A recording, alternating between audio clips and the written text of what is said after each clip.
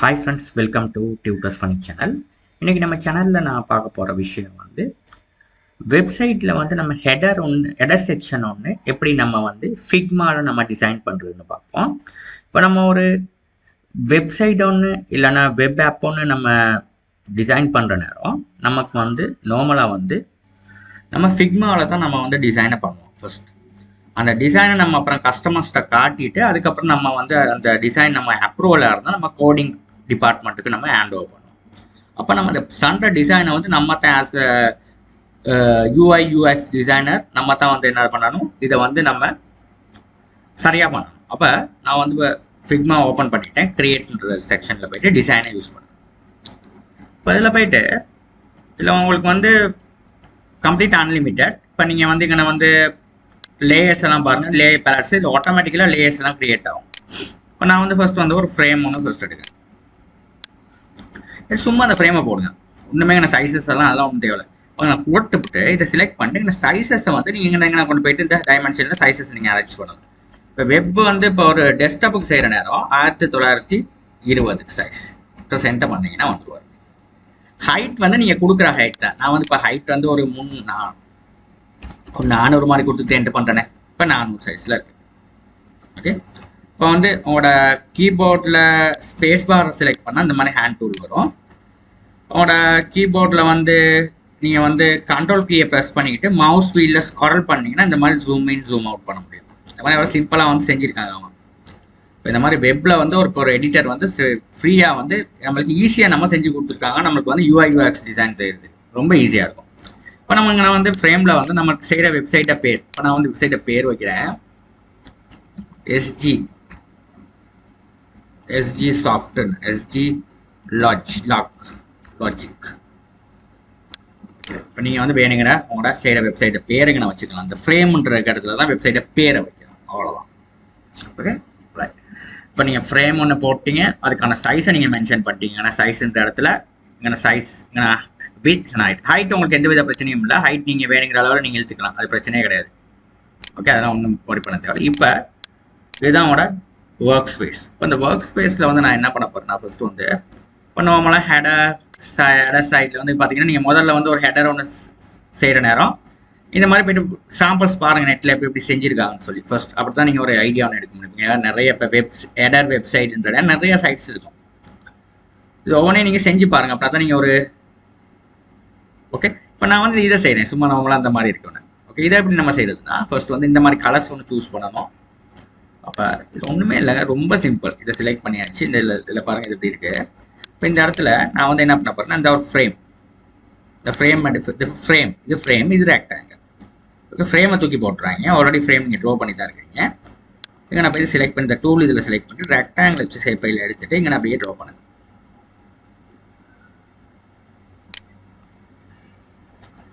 Track பண்ணி கொஞ்சம் அப்படி இழுத்துட்டு இப்போ இந்த இடத்துல அந்த கலரை மாற்றணும். என்ன கலரை? இப்போ இதுக்கான கலரை நம்ம மாற்ற போகிறோம். இந்த கலரை எப்படி மாற்றுறது? பிரச்சனை சிம்பிள் விஷயம். இங்கே பாருங்கள், கலரை மாற்றுறது ஃபில்டுன்னு ஒரு ஆப்ஷன் இருக்குது. இதை கிளிக் பண்ணிவிட்டு நீங்கள் நார்மலாக அந்த கலர் எடுங்க. இந்த மாதிரி கலர் ஒன்று தான். இந்த கலரெல்லாம் கொஞ்சம் நம்மளுக்கு ப்ராக்டிஸ் ஆகிடும். கொஞ்சம் நீங்கள் செஞ்சுட்டு போகிற நேரம் இந்த கலர்ஸ்லாம் ப்ராக்டிஸ் ஆகிடும். ஓகே, இந்த கலர் கிளிக் பண்ணியாச்சு. இந்த இருக்குது. ஓகே, இதை செலக்ட் பண்ணாமல் சும்மா இது பண்ணி இப்போ கலர் மாற்றினீங்கன்னா மாறாது. இது செலக்ட் பண்ணணும். செலக்ட் பண்ணால் தான் இது செலக்ட் ஆகினதுக்கப்புறம் நான் இந்த கலர் என்ன இருக்குதோ அந்த கலர் இருக்குது. அந்த கலர் இப்போ இந்த கலர் தான் அது. ஓகே, இப்போ அந்த கலருக்கு நம்ம கலரை மாற்றிக்கொள்ள முடியும்.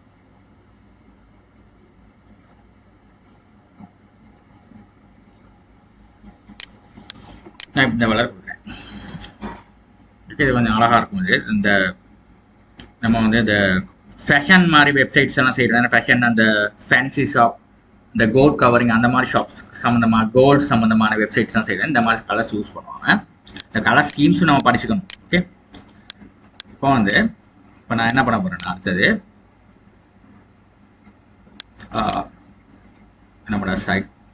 Okay, section. இப்போ இதில் போயிட்டு இந்த மாதிரி டெக்ஸ்ட்டை நம்ம டிசைன் பண்ணிக்கணும். டெக்ஸ்ட்டை டிசைன் பண்ணிட்டு இது சிம்பிளுங்க. இங்கே பாருங்கள், இது மிடில் இருக்குது. மிடில் இருக்குது எப்படிடா எடுக்கிறதுலாம் தேவை. இப்போ நான் என்னோட சைட் பேரை கொடுத்துக்கிறேன். டியூட்டர்ஸ் ஃபனின்னு சொல்லி எடுத்துக்கிறேன். இப்போ நான் எடுத்த சைஸ் சின்னதாக இருக்குதுன்னா இதை அப்படியே செலக்ட் பண்ணிட்டு அப்படியே இதாக இருக்குது பாருங்கள். இதில் வந்து 12 தான் கொடுத்துருக்கு. இதில் வந்து நான் வந்து ஒரு 100 கொடுத்துருக்கானே, 100 கொடுத்து என்டர் பண்ணால் பெருசாக வந்துடும். பண்ணதுக்கப்புறம் இதை எடுத்து கொண்டாந்து போய் இப்படி நேரங்க வைக்கிறேன். வச்சுட்டு சைஸுங்க நான் வந்து டைக்ராஃபியில் போய்ட்டு நம்ம மாற்றுவோம். நான் அவுட்ஃபிட் போடுறேன். அவுட்ஃபிட் போட்டால் இந்த மாதிரி வரும். இது வந்து இப்போ டைப்போகிராஃபியில் வந்து டிஃபால்ட்டாக இருக்க ஃபாண்ட்ஸ். நமக்கு தேவையான ஃபாண்ட்ஸ் போட்டுக்கலாம். இதில் ஃபாண்ட்ஸ் வந்து இதில் இருக்குது, நல்ல நல்ல ஃபாண்ட்ஸ் எல்லாம் இருக்குது. இந்த இதெல்லாம் அழகான ஃபாண்ட்ஸ். இந்த எவ்வளோ ஃபாண்ட்ஸ் இருக்குது, நீங்கள் தேவையானதை பார்த்துக்கேன். இப்போ நான் வந்து என்ன போட்டுக்கிறேன், அவுட்லுக் இந்த இதெல்லாம் அழகாக இருக்குது. அவுட்ஃபிட்ன்ற ஃபாண்ட்டை பார்த்துக்கிறேன். இந்த அவுட்ஃபிட்டை ஃபாண்ட்டை போட்டு எனக்கு வேணும்னா இன்னும் கொஞ்சம் இதை சைஸை வந்து கூட்டுறேன்னா இதை செலக்ட் பண்ணிட்டு உங்களுக்கு தேவையான சைஸை கொடுக்குறோம். 150. கொஞ்சம் நம்ம இதெல்லாம் செய்கிற நேரம் கொஞ்சம் நம்ம ஃபர்ஸ்ட் டைம் கொஞ்சம் கஷ்டமாக இருக்கும். அப்புறம் இது பழகிடும். 150 கொஞ்சம் கூட ஒரு 130 மாதிரி கொடுத்தோம். இது கொஞ்சம் ஓகே போட்டு எனக்கு இந்த இடத்துல வச்சு எனக்கு சென்டர் பண்ணணும்னா எனக்கு வந்து இருக்குது மிடில் சென்டர் பண்ண தேவையில்ல. இந்த இடத்துக்கு மட்டும் தான் எனக்கு சென்டர் பண்ணணும். அவனை நான் என்ன பண்ண போறேன்னா இந்த இடத்துக்கு சென்டர் கொடுத்தேன்னா இது இந்த சரியாக சென்டர் ஆயிருக்கு. இந்த இடத்துக்கு சென்டர் ஆயிருக்கு. இந்த ரெண்டுக்கு சென்டர் ஆயிருக்கு. இந்த கிட்ட சென்டர் ஆயிருக்கு. ஓகே, இந்த பார்த்தீங்கன்னா இது எப்படி இருந்துட்டு அப்படி இருபது டெக்ஸ்ட்டை இது அந்த இருக்குது. இதை கொடுத்தீங்கன்னா கனெக்ட் சென்டர் ஆயிடுவார். இந்த இடத்துக்கு நீங்கள் எந்த இடத்துல வைக்கிறீங்களோ அந்த இடத்துல சென்டர். எனக்கு வந்து இந்த இடத்துல தான் வேணும் இந்த டெக்ஸ்ட், இந்த இடத்துல. அப்போ எனக்கு கொடுத்தோம்னா சரியாக வந்து டெக்ஸ்ட் சென்டர் ஆயிடுவார். நீங்கள் எங்கடா சென்டர் இருக்குன்னுலாம் தேட தேவையில்ல. ரொம்ப ஈஸி. இது ரொம்ப ஈஸியாக நம்ம பண்ணிக்கலாம். ஓகே, இப்போ உங்களுக்கு என்ன தேவையில்லை, எனக்கு கொஞ்சம் எனக்கு சைஸ் வந்து ரொம்ப கூட வர மாதிரி எனக்கு நான் ஃபீல் பண்ணுறேன். எனக்கு இன்னும் கொஞ்சம் குறையுது 20.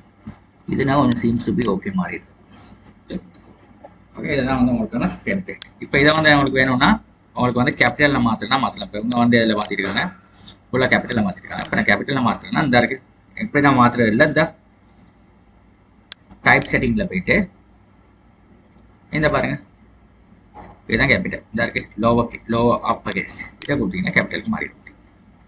சரியா, கேபிட்டலில் மாறினோன்னா கொஞ்சம் பெருசு மாறி இருக்குது. இதை கொஞ்சம் செலக்ட் பண்ணிவிட்டு கொஞ்சம் 110 மாதிரி கொடுக்கும் சைஸை கொடுத்துட்டு இதை வந்து என்ன பண்ண போகிறேன், இங்கன்னா சென்டர் கொடுத்தோம்னா சென்டர் ஆகிடும். இப்போ இதை அப்படியே எனக்கு வேணும்னா என்ன பண்ணணும், போல் கொடுத்தோம்னா போல் கொடுத்தோம்னா, மீடியம் கொடுத்தா மீடியம் கொடுத்துட்டு இதை செலக்ட் பண்ணிவிட்டு இப்போ இங்கே வந்து எனக்கு இதை கொடுக்கணும், இந்த மாதிரி ஆட் பண்ணணும். இப்போ நான் வந்து இங்கே வந்து மேக்கப், ஹேர், ஸ்கின் இந்த மாதிரி ஆட் பண்ணியிருக்கேன். நான் வந்து இப்போ கோர்சஸ் சம்மந்தமாக ஆட் பண்ண போகிறேன்னா இப்போ கோர்சஸ் சம்மந்தம் ஆட் பண்ண போகிறேன். ஓகே, இப்போ வந்து அதுக்கு நான் என்ன பண்ண போகிறேன்னா ஏன்னா ஃபிக்மாவில் போயிட்டு இப்போ நம்ம இந்த டெக்ஸ்ட் டூல் எடுத்து இங்கே ஜாவான்னு சொல்லி டைப் பண்ணுறேன். கோர்சஸ் நம்ம டைப் பண்ணுறேன் கொடுத்துட்டு எங்கே நான் வந்து எடுத்துகிட்டு போகிறேன். ஓகே, இதில் நீங்கள் வந்து சைஸஸ் எல்லாமே நீங்கள் மென்ஷன் பண்ணாது. இங்கே சரியாக வந்து இங்கே நான் வந்து உங்களுக்கு பார்த்தீங்கன்னா அலைன்மெண்ட் எல்லாம் சரியாக உங்களுக்கு இந்த மாதிரி காட்டும். இப்போ இதில் இன்னொரு காப்பி ஒன்று எடுக்க நேரம் வால்ட்டை பிடிச்சிக்கிட்டு ஷிஃப்ட்டை பிடிச்சிக்கிட்டு இழுத்தீங்கன்னா நேரம் இந்த மாதிரி காப்பி ஒன்று வந்துடும். அப்படியே ட்ரை விட்டுருக்கேன். இப்போ இன்னொரு காப்பி ஒன்று எடுக்கிறேன், ஷிஃப்ட்டை பிடிச்சி ட்ராக் பண்ணுறேன். இப்போ இன்னொரு காப்பி, இன்னொரு காப்பி, இன்னொரு காப்பி, ஆறு துண்டாக வந்துருச்சு. பார்த்தீங்கன்னா அப்படி வந்துருச்சு. இது சிம்பிள். இது அப்படியே இப்படி ஷிஃப்ட்டை பிடிச்சிட்டு இந்த மாதிரி செலக்ட் பண்ணுறேன். செலக்ட் பண்ணிவிட்டு எனக்கு வந்து நான் வந்து அலைன்மெண்ட் வந்து இந்த இருக்குது இதை கொடுத்தேன்னா சரியாக வந்து அலைன்மெண்ட் செட் ஆகும். இப்போ இது சாரி, இதை அப்படியே வந்து க்ரூப் பண்ண போகிறேன். இதை வந்து நான் அப்படி போட்டுட்டு நான் வந்து இதாக மிக்ஸ்ட் ஸ்பேசிங் இந்த ஆப்ஷனில் வந்து நான் வந்து ஒரு ஸ்பேசிங் வந்து ஒரு இது கடையில் ஒரு ஸ்பேசிங் வந்து ஒரு 100 கொடுப்போம். ஒரு 150 மாதிரி ஸ்பேசிங் எனக்கு கொடுத்துருவோம். தேவையான மாதிரி ஸ்பேசிங் கொடுத்துக்கலாம். இதுக்குள்ளே உங்களுக்கு அதுக்கு சரியான முறையில் உங்களுக்கு ஸ்பேசிங் வந்து கால்குலேட் ஆகிடும். வந்ததுக்கப்புறம் நான் என்ன பண்ண போகிறேன், இதை அப்படியே செலக்ட் பண்ணிவிட்டு குரூப் செலெக்ஷன் கொடுத்துட்டு இப்போ அலைன்மெண்ட் வந்து சரியாக வந்து உங்களுக்கு கணக்காக ஒன்றாவது வச்சோம்னா சென்டர் அலைன்மெண்ட்டுக்கு செட் ஆகும். அந்த மாதிரி சென்டர் அலைன்மெண்ட்டுக்கு இந்த சென்டர் அலைன்மெண்ட்டுக்கு செட் ஆகும். இதை கொடுத்தீங்கன்னா சென்டர் அலைன்மெண்ட்டுக்கு செட் ஆகும். அதனால் சென்டருக்கு வந்துருச்சு. இவ்வளோ தான் சரியான சிம்பிள் வேலை. இப்போ உங்களுக்கு தேவையான இதை அப்படியே நான் அன்ரூ பண்ணிவிட்டு இதை வந்து நான் வந்து அன்குரூப் பண்ணிவிட்டு இப்போ உங்களுக்கான கோர்சஸ் ஆட் பண்ணுங்க. PHP ASP.NET